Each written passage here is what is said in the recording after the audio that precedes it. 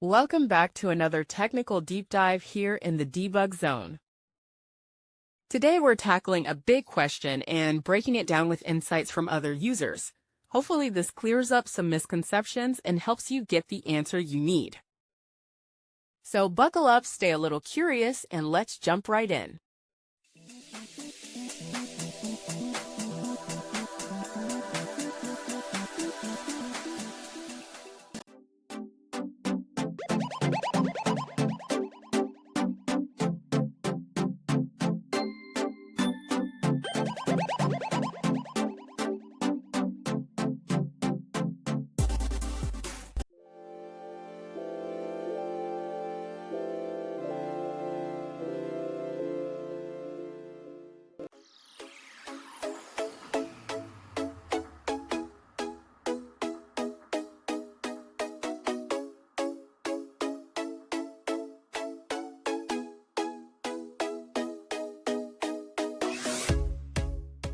And that's a wrap.